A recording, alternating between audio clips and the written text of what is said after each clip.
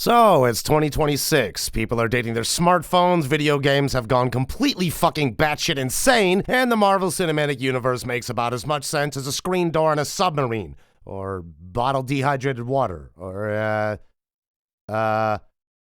salted bandages. And you may be watching this video wondering to yourself, who is this asshole? Why is he a talking head? Why is this channel filled with a veritable bouquet of nonsense? Jesus Christ, it's like taking the thoughts of a paranoid schizophrenic, ripping them out and splattering them against a wall. Or you're one of my longtime viewers who would most undoubtedly be saying, okay, Jay, you're thinking, which is almost as dangerous as it is stupidly funny. So what are we talking about? We're talking about the movie Idiocracy, a movie made by Mike Judge, mostly known for being that guy who made Beavis and Butthead in the 90s. But he did other things. He made King of the Hill, which recently released an entire new season, which I haven't gotten to yet because I've been screaming into a microphone doing voice acting jobs for various clients. And while some of the voice acting community will express the importance of relaxation and taking time away from the microphone, that doesn't exactly work for me, motherfucker. Relaxing often gives me the feeling of 1,000 daggers stabbing into my body from every conceivable direction while simultaneously being attacked by a pack of ravenous dogs. My kind of relaxation involves hitting heavy bags and sparring and hitting people with liver shots until my natural gait goes from delightful swagalicious saunters into a newborn baby deer wobbling through its first moments in life. But since I got injured, I've had to stop fighting, and now that my jelly meat likes to make me believe the mailman is somehow plotting the downfall of my entire existence, I've had to alter the entirety of how I run my life. Well, Jay, that was terribly dark, wasn't it? Way to bum out the viewer before you even get to the reason of this video. Idiocracy tells the story of Army Librarian Joe Bowers, who also happens to be the most average man in the armed forces. Now, who could be interested in a man that average? Why, it's the United States Army, of course, and if you ever played a Call of Duty game, then you know that whenever the United States government is involved, it's guaranteed to be a smooth running clean operation with no hiccups or corruption to be found.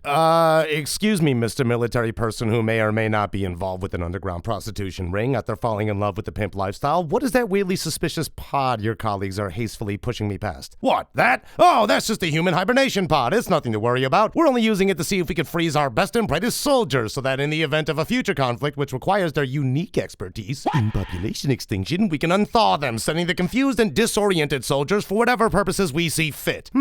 Okay, that's about on par with the whole secretive underground military sort of thing, but how are you testing? What? How are we testing it? Why, by selecting our most average soldier available, of course. Worst case scenario is that our average man of inaction dies serving the better interest of his country as a human guinea pig, leaving the elite soldiers for the hibernation coffins after the army's done beta testing them.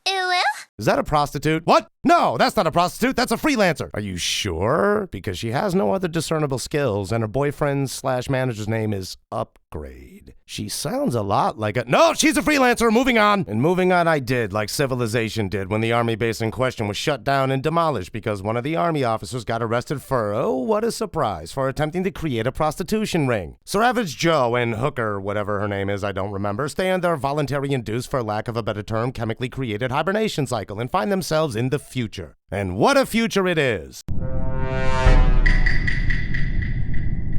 You know how there's already a growing concern about the terrifying levels of stupidity the human race is already exhibiting? Of course you are! Now imagine a world where the lowest common denominator has creative control over every aspect of civilization, from skyscrapers of garbage looming over a dilapidated, uneducated society on the evolutionary intellectual equivalent of a TikTok doom scroller, to the Carl's Jr. branded vending machine dispensing a mist of what I like to call bitch be gone, de-escalating any aggressive customer in seconds. And holy shit, movie narrator at the beginning, you weren't kidding. Indeed, evolution clearly doesn't always favor progress toward an improved and more civilized world. With no natural predators to challenge the apex of the species, a dumbing down of its population is likely to occur. And the future Joe finds himself in is exactly that which I've described. If I placed the entire population of this future together, removed all their brains, and linked them in some kind of Invader Zim futuristic-like contraption, their collective IQs would result in that of a toaster. So Joe finds himself going from the most average man in the military to being mistaken as a quintessential genius in this corporately branded, slack-jawed, empty-eyed, mindless society, accompanied by Rita— oh, right, I remembered her name was Rita— and newfound companion Frito, who agrees to take Joe to a time machine for the small sum of $30 billion he would accumulate over the interest in a savings account Joe would open for Frito when he returned to the past. You know what, movie?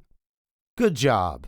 Good job for establishing consistency. In a society where the most popular channel is nothing but essentially YouTube brain rot clips permanently set on fucking loop, Joe bribing this bumbling idiot is completely believable. After Joe is apprehended by the police, he's brought to the White House and is appointed the Secretary of Interior by five-time Ultimate SmackDown champion President Dwayne Alonzo Camacho. And the fact that he's portrayed by Terry Crews makes President Camacho even fucking better. And since I didn't know what the Secretary of Interior does either, I decided to investigate. The Secretary of Interior is responsible for managing federal land, natural to resources among many other places like local parks, where your friendly neighborhood addicts sleep in their cardboard boxes, heroin needles, and stripped fentanyl patches scattered across the ground like candy wrappers on Halloween. And you know what, movie? The more I watch you, the more suspicious I get. Are you sure you're a mindless comedy and not a deeper philosophical commentary on the perpetual downfall of Western civilization? Because that's what it feels like. That's the message I'm getting when I'm watching Joe inform the secretaries of duh that while the ectoplasmic green electrolyte-injected sports drink Brondo seems perfectly satisfactory for the average Joe, it isn't the ideal source of hydration for crops. And no, I wasn't trying to be clever with the last average Joe line, so shut it. And that feeling returns again after Joe is again imprisoned after the Brondo stock takes a fucking nosedive into the floorboards and the computer automatically laid off half the country.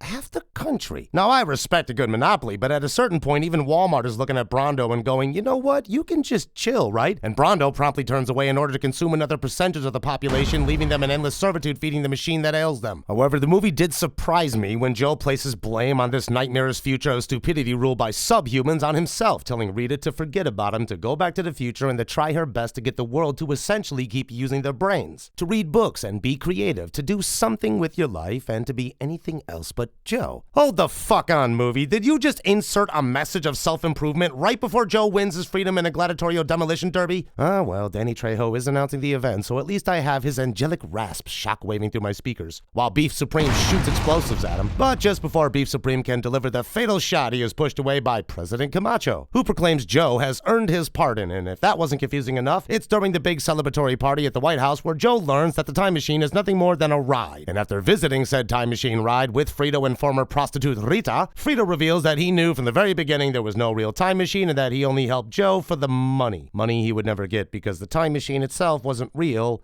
And he didn't understand that because, okay, you know what, Frito? I understand you're stupid and I don't want to believe you could be that smart but so impossibly dense. So I'm going to move on. And I suppose this is all my fault, dear viewer. The movie had indeed tricked me. What I originally thought was a simple, mindlessly funny comedy from the great mega brain of Mike Judge, what I didn't realize is just how spastic and jarring it all actually is. And there are times when the movie either doesn't know what it wants to be, or there's a possibility that a majority of the social commentary and display of man questioning more about the dreaded future humanity would fall into if not corrected is probably somewhere on the cutting room floor. But then I realized the time machine was just an amusement park ride and Joe goes from an average guy to President of the United States. And then I realized again, I just spent an entire afternoon watching Idiocracy, then I look outside and I see the very same thing happening before me in front of my very eyes. You know what, humanity, if you want to become like the Brondo slurping screen obsessed, no thinking, always fucking dummy MC McDundersons of the world, go and fucking do it. Just don't come knocking on my door when it all goes to shit.